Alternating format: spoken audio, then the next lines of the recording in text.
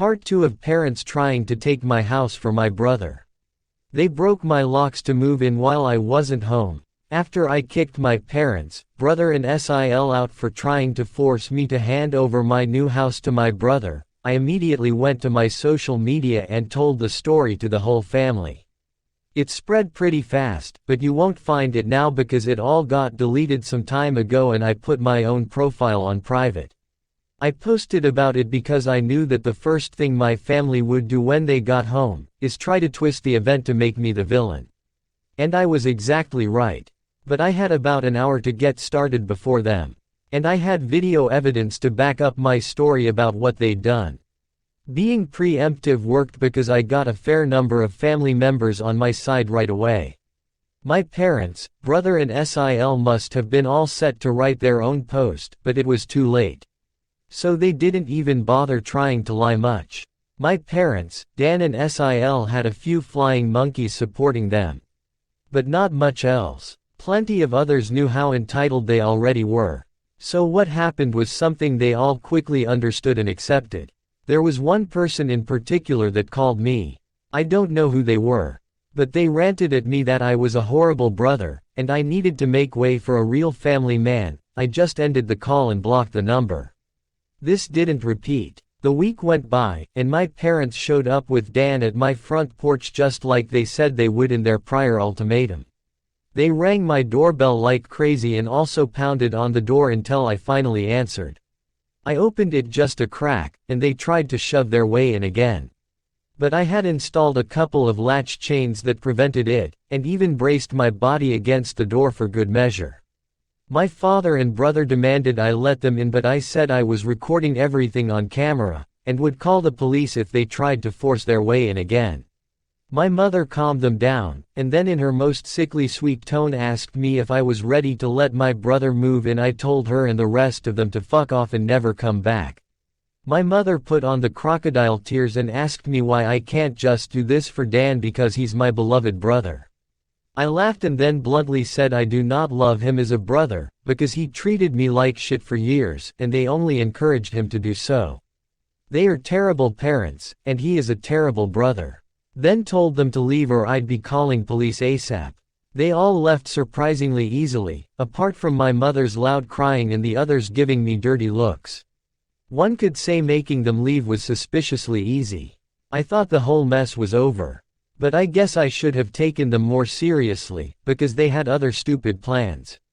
I came home later that week on Friday evening to find a moving truck and my brother's minivan parked in my driveway. It was Dan and his family there moving stuff in. He just waved to me with a shit-eating grin when I saw him. I was furious and told him and the rest of his family to stop. But SIL smugly said to me that like it or not, they were moving in. And then in the most fake way while tilting her head and puckering her lips, she said that it was okay, because my mommy allowed it, and I should always listen to what my mommy tells me. I seethed with rage just hearing those words and looking at her smug bitchy face. So locked myself in my truck to call the cops right away. When they realized what I was doing, SIL started pounding on my window and yelling at me to stop. And that I can't do this to her because she and Dan need the house. And she cried, "Why can't you just do this for Dan?" I responded with, "Fuck Dan. It's my damn house, not his." Then she threatened to key the side of my truck unless I stopped calling the police.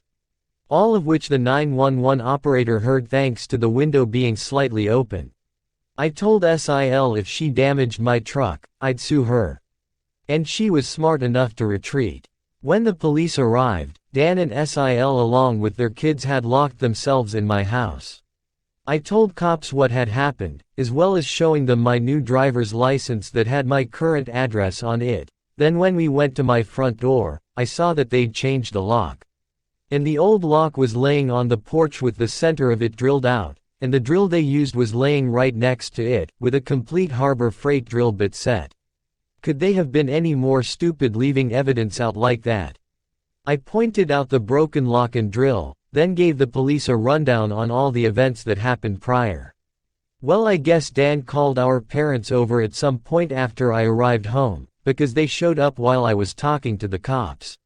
My parents immediately lied and started saying that I'd agreed to rent my house to my brother and his family. I said that was an easily provable lie one way or another. So Dan and Sil finally came out of my house with some papers in hand. They both looked super smug, like they'd somehow outsmarted me. They'd actually drawn up and printed out a fake rental agreement. But my signature was not on it. There was one, but it looked nothing like my handwriting. I don't think any of them have ever actually seen my signature. So that was incredibly stupid on their part. I told my parents and Dan that was stupidly blatant fraud. And if the cops investigated, they'd easily figure that out. And I don't think going to jail and court would do them any good. It could even make Dan lose his job, which is his only means of providing for his family.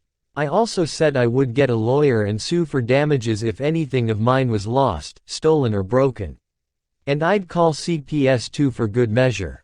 Dan went white and looked really scared when I said all that, but my mother got between us and doubled down about how I should just do this for Dan, and live in the damn camper so they can finally have a family home to themselves. I yelled at her that if she thought it was such a good idea, she could do it for Dan herself and let Dan have her house to himself instead.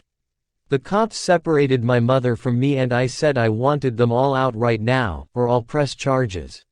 I stated in a shout about how they'd drilled out my front door lock to break in. The lease papers were obvious fakes, they badly forged my signature, and I have recorded video of Sil attacking me. Those are felonies I could fuck over their lives with if I wanted.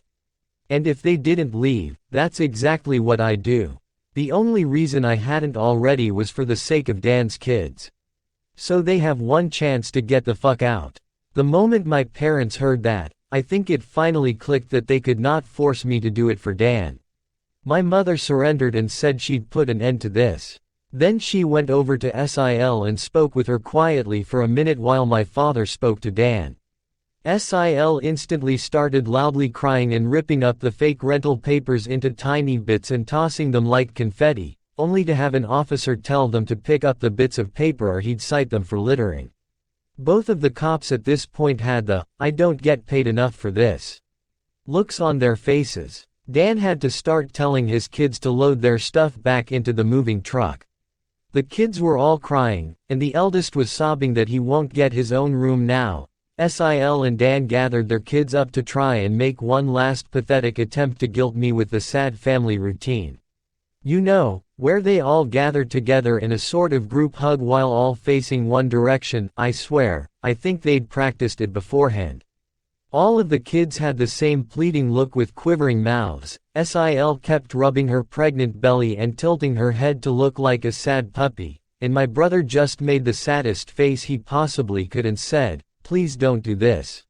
We need to be able to live here." But I didn't falter and told them to keep packing. All the kids in Sil turned the crying up to 11, and Dan yelled at me, "Are you satisfied with yourself? You've denied us a home because you're too selfish to share and help out family." I ended up laughing like a maniac and retorting that what he was trying to do was taking, not sharing. And no amount of crying will make me let his family move in because he's no brother of mine anymore. He's just an entitled prick who thinks he can take whatever he wants from me like when we were kids. Dan started F-bombing me until the cops told him to cool it or he'd be in cuffs regardless if I wanted to press charges. He sucked in his lips and looked a mix of afraid and supremely pissed off. I asked the cops if they could stick around until my parents, brother and Sil had all left. And they said they had no intention of going anywhere until this had been resolved. In fact, in the next few minutes 2 cops became 4, as more drove in for whatever reason. That gave my parents some extra incentive to get moving. I made Dan give me the keys to the new lock he'd put on my front door. Though I got another lock the next day anyway because I didn't know if he had copies of the keys or not. He was really reluctant to hand them over. Then instead of handing them to me, he actually threw them down the street and into a storm drain while saying to go get them myself. But one of the cops scolded him for that and made him go get them. He had to pull the grate off just to get at them. And he got pretty dirty in the process. When he got the keys back, He just grumbled, then slammed them down into my hand. I then told them all to leave and never come back. My mother said I'd be disowned for this, as if that were some kind of threat to me. And I voiced that to them. Then in an overly sarcastically I said something along the lines of, "Oh no. That means I won't get to come to any holidays with you guys where I always get treated like shit by you all anyway. Because Dan has always been your obvious favorite. You treated all me so badly when I was growing up that if Dan ever needs an organ donor, I wouldn't give him anything. So do like you always told me to do when I was mistreated by all of you, and suck it up." My parents were floored after I said all of that. And the quartet of cops were looking pretty judgmental at them as well. I tell you, if you want to put nasty parents like mine on the spot, confront them in front of cops. Because they'll likely not try anything really stupid then. My mother just started crying and walking away. My father just stood there looking like he wanted to hit me. And Dan just held his kids in defeat. Oh, and Sil was off having tantrum in my front lawn. Soon enough they all formed a line handing out boxes and got their stuff out of my house. Nothing had been unpacked yet, so it all was taken out pretty quickly. But while doing it, my mother kept saying it wasn't too late, and I could still do it for Dan several times. Each time trying to bargain more and more to try to make me change my mind. She said that Dan could pay me rent if I let them stay. And when that didn't work, she said I could move back in with them to let Dan rent my house so I wouldn't have to share the building.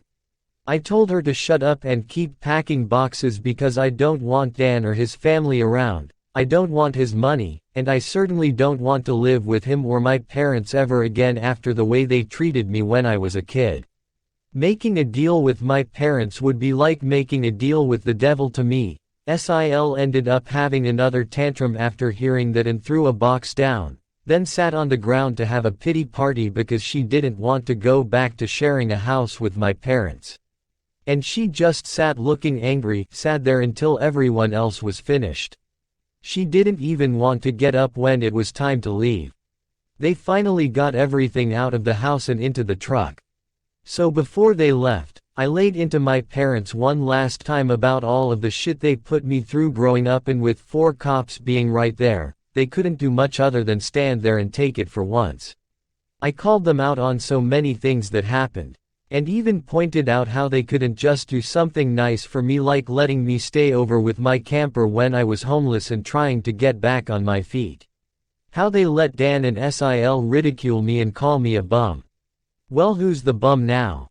They wanted to kick me out of my own house so Dan could stay in it free of charge, yet when I needed a place to go, they wanted to gouge me for more than I could afford just to park my camper when they knew I was out of the job. There were more extremely judgmental stares from the cops when I said all of that. So I put my parents on the spot one more time and asked them what I ever did other than being born to deserve being treated so badly. Because when I finally have a bit of success in life, they want to snatch it away from me for their favorite child, since they'd rather I give everything to Dan, and have nothing for myself. I bought my house using the money that I earned. I owed them nothing, and I won't be asking anything from them ever again. Because clearly I will never be anything more than a doormat or a cash cow in their eyes. I got no answers from them. They just stood there looking like fish out of water. So I continued ranting and asked them what in God's name made them think they were such good parents after all of that. My father was beet red. But more from embarrassment than anger this time. And my mother was crying that she was a horrible person. I bluntly agreed that she is a horrible person. They all are. And I bet they'll go to hell for it too. They were shitty people, and they all knew it, but if I'd called them out on all this stuff in private instead of in public, they'd just get mad at me and still act like I'm in the wrong. They had just kept up the denial for so long that it became a part of who they are. My mother buried her face in my father's jacket to cry. And my father looked more defeated than I've ever seen him. Dan and his family avoided me entirely as they finished putting everything back in the moving truck. I made sure nothing of mine was stolen. Not that I'd had a chance to get much furniture yet. I was lucky to even have a couch at that time. They all got back in their vehicles, and Sil just stood staring at me with malice until my brother finally got her to drive the minivan home. And as soon as they were all gone, I got back online again and spilled the beans what happened. My parents were too embarrassed to even try and defend their actions this time. And while the family was somewhat split before this incident, it was now a landslide in my favor. Nearly all of the family has sided with me after this incident. And those who haven't simply aren't siding with anybody. No matter how much my parents previously tried the "we did it for Dan" line, no one listened anymore. So any remaining familial support they had is now gone. Many in the family who I expected wouldn't side with me, did. That includes the former flying monkeys. So I guess they've finally had enough. Around that time I offered to host half the family at next Christmas Eve in my new house. My parents were not invited. I wasn't blocked on my brother and Sil's profiles surprisingly. And I saw Sil had her fourth baby in early November. They are still living with my parents. I'm pretty sure they knew I was watching, because Sil kept making passive-aggressive posts every couple of weeks or so about not having enough space while living with my parents. Probably to see if she can still guilt me.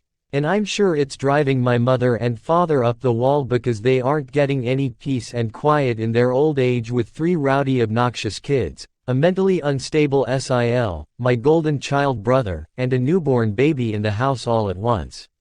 Perhaps they could move into a camper in their own backyard and let Dan take over their house completely. They might get some peace then. Yeah, they could do that for Dan. There was supposed to be more. But this post got way too long. So I'll be posting a part 3 later,